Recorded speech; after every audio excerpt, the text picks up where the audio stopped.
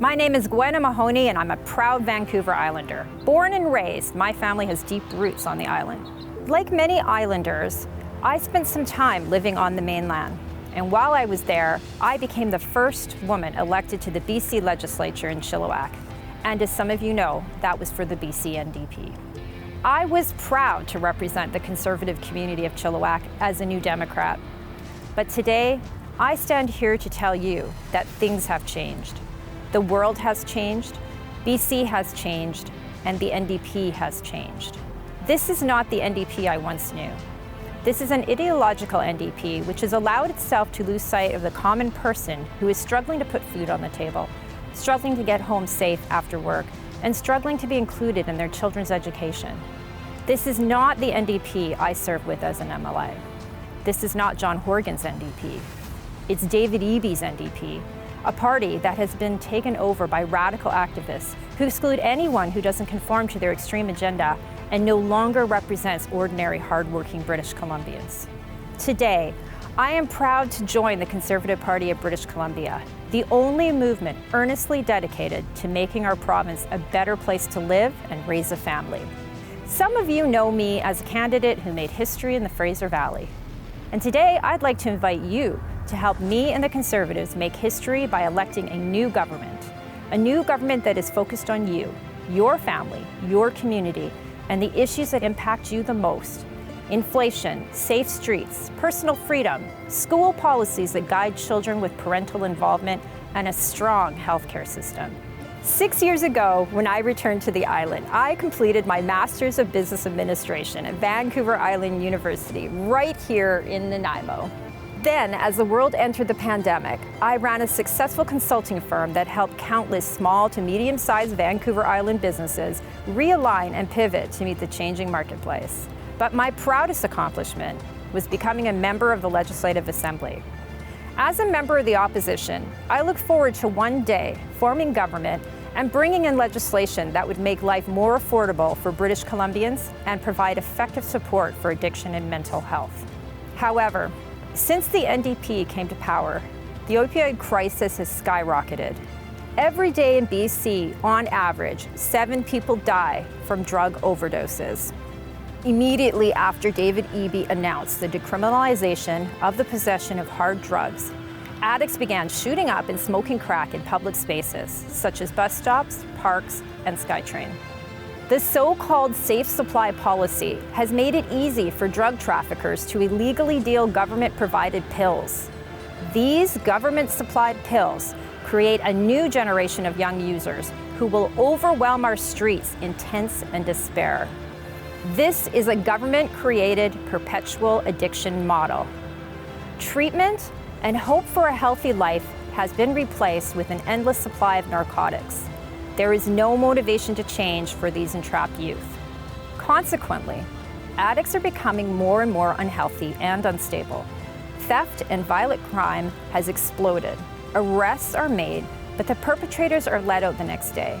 At a time when the justice system could intervene and bring about a meaningful change in the addict's life, instead the person is given barely a slap on the wrist.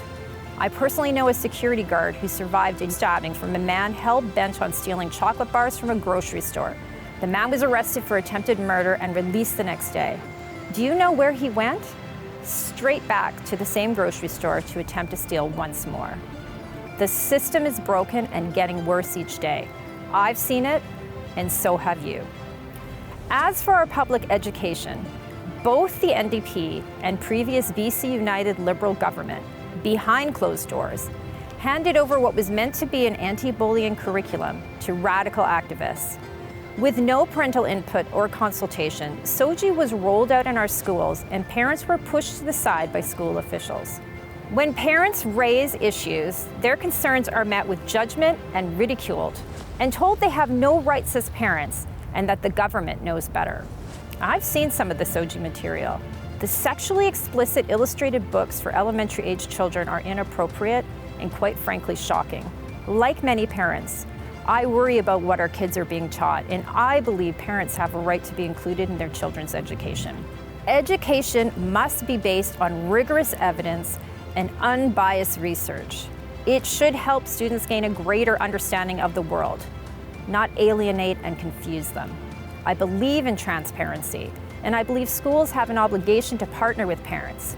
All parents must have a say in the lives of their children. Finally, progressives no longer support freedom of speech. Cancel culture represents a punitive and dangerous shift in progressive ideology and is now threatening democracy itself. We need to be able to discuss hot-button topics, such as the promotion of safe supply, or whether youth are able to consent to life-altering medical procedures.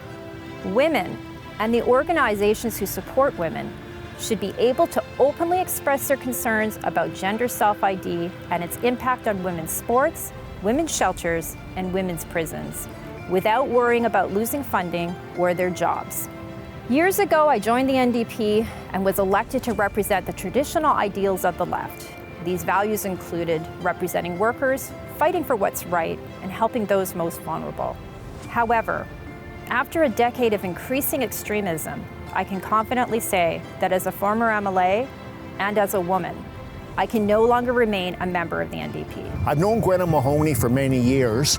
We've had our share of political battles dating back to 2012. And I can tell you personally that nobody in the political realm works harder than Gwen. I'm very proud to be able to support Gwen in my new home of Nanaimo, Lanceville, and I look forward to her being my MLA. John Rustad is the only leader brave enough to tackle these issues. I admire his common sense approach and his dedication to a fair, transparent, democratic process. You know, I'm really pleased that Gwen has decided to run for the Conservative Party of British Columbia. She has such passion, she has such strength, and quite frankly, she's got such great experience. She is going to be a great addition to our team in 2024. Thank you so much for putting your name forward. Whether you are a traditional Conservative voter or a traditional NDP voter, I want to invite you on this journey with me. Join the Conservative Party of British Columbia and help us bring back common sense. I'm Gwen Mahoney, and I want you to help us make history on October 19th by electing me as the next Conservative MLA for Nanaimo, Lanceville.